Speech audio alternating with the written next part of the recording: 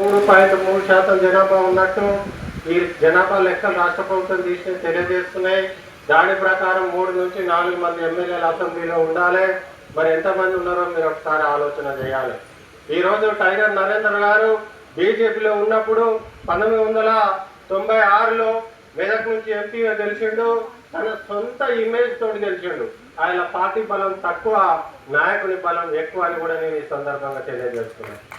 అలాంటి నాయకుడు కలిగినటువంటి, అలాంటి చరిష్మా కలిగినటువంటి మహనీయుల మార్గంలో బీసీలో నడవలసిన అవసరం ఉందని కూడా ఈ సందర్భంగా తెలియజేస్తున్నా. రాబోలు ఆనంద్ భాస్కర్ గారు రాజ్యసభ సభ్యులయ్యారు.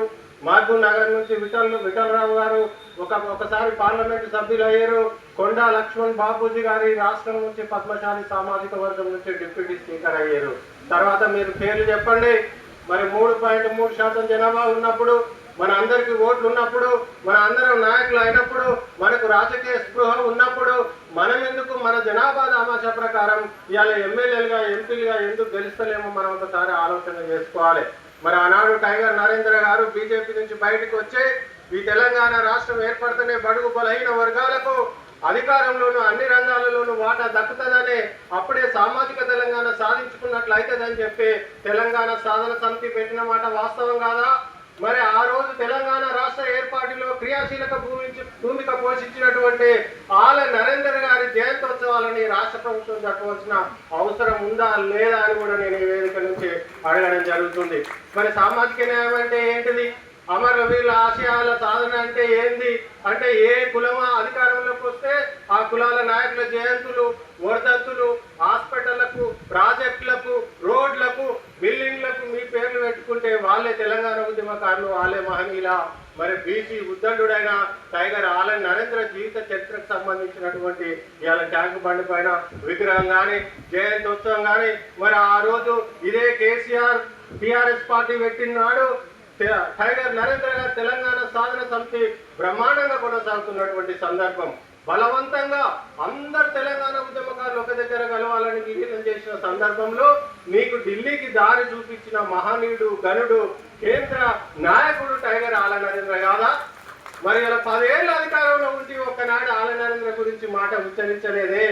మరి ఈ వివక్షత ఇంకెంతకాలం కొనసాగుతుంది? ఎందుకు బీసీలను చేతులు కట్టుకొని కూర్చోవాలి? ఇలా 56% జనాభా ఉన్న మనం తెలంగాణ రాష్ట్ర అసెంబ్లీలో 119 మంది ఎమ్మెల్యేలు ఉంటే ఇలా 60కి పైగా ఉండాలి. కేవలం 20 మంది ఉన్నాం. ఇదా సామాజిక న్యాయం అని నేను ఈ సందర్భంగా ప్రశ్నిస్తున్నా. ఇలా రాష్ట్ర ముఖ్యమంత్రి ఒక విగ్రహం పెట్టి సామాజిక న్యాయం, ఒక పదవి ఇచ్చి సామాజిక న్యాయం అంటే అది సామాజిక న్యాయం కాదు.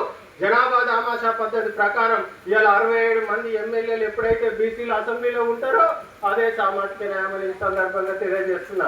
ఇలా పార్లమెంటులో 543 మంది ఎంపీలు ఉంటే సగానికి పైగా జనాభా ఉన్న బీసీలు ఇవాళ ఎంతమంది ఉండాలి? 272 మందికి పైగా ఉండాలి. ఎంతమంది ఉన్నారంటే కేవలం 120-130 మందే ఉంటుంది. అంటే 25% మాత్రమే ప్రాతినిధ్యం ఉంటుంది. మరి ఇంకెక్కడి సామాజిక న్యాయం? బీసీ జనగణనలో కులగణ ఉండదు. ఇలా రాష్ట్ర ప్రభుత్వం బీసీలకు 9,000 కోట్లు పెడితే కేంద్ర ప్రభుత్వం 1,500 కోట్లు పెడుతుంది. మరి ఆర్థికంగా, రాజకీయంగా, సామాజికంగా ఏ రకంగా కూడా బీసీలకు న్యాయం జరుగుతలేదు. బీసీలకు న్యాయం జరగాలంటే బీసీలకు రాజ్యాధికారం ఒక్కటి ద్వారా మాత్రమే న్యాయం జరుగుతుంది. అందుకోసమే మనం బ్లూ ఇండియా పార్టీని స్థాపించిన మిత్రులారా. టైగర్ నరేంద్ర ఆశయ సాధన అంటే సామాజిక తెలంగాణ. సామాజిక తెలంగాణ అంటే మెజార్టీ ప్రజలైన బీసీలకు రాజ్యాధికార సాధన అని ఈ సందర్భాన్ని తెలియజేయడం జరుగుతుంది మిత్రులారా. కాబట్టి మన ఓట్లు మనం వేసుకోనంత కాలం మనం ఈ విధమైన వివక్షతను, అభివృద్ధికి లోటును గురి కావాల్సి వస్తుంది. ఇక్కడ నుంచి మన అందరం ఏకమై ఏ రాజకీయ పార్టీ వచ్చినా మనకి న్యాయం చేయలేదు ఆర్థికంగా, సామాజికంగా, రాజకీయంగా. కాబట్టి ఎందుకు చేయలేదంటే ఇప్పుడున్న కాంగ్రెస్, బీజేపీ, టీఆర్ఎస్ మిగతా పార్టీలన్నీ కూడా ఇవాళ ఓసీల చేతిలో స్థాపింపబడ్డాయి. అధికారం వచ్చేంత వరకు మా పార్టీలు అంటే అధికారం వచ్చిన తర్వాత అభివృద్ధి ఫలాలను వాళ్ళ కులాలకు అందిస్తున్నాయి. అందుకోసమే బీసీల చేత స్థాపింపబడి నడిపింపబడుతున్న రాజకీయ పార్టీలని మీరందరూ సభ్యులుగా చేరాలి.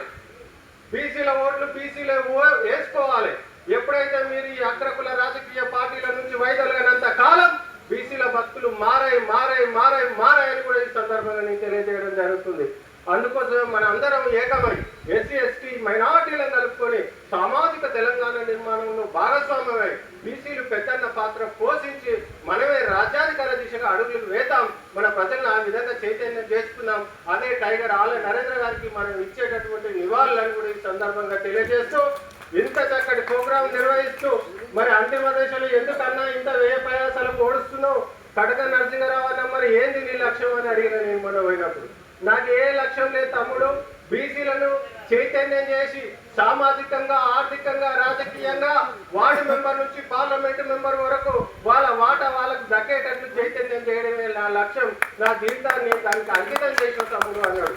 అందుకోసమే నేను ఈ సభకు రావడం జరిగింది. చాలా మందికి చెప్తున్నా నేను, మనం కాని సభలకు మీరు వెళ్ళకండి, మనం కాని పార్టీలలో సభ్యులుగా ఉండకండి, వివక్షతకు గురి కాకుండా ఈ బానిసత్వంలో బతకండి. మనదైన పార్టీల్లో మనం వెలుగొంది, మన ఓట్లు మనం వేసుకొని మనం ఆత్మగౌరవం ప్రతీక నెరవేర్చామని ఈ సందర్భంగా తెలియజేస్తూ ముగిస్తున్నాను. జై సామాజిక తెలంగాణ. ఈ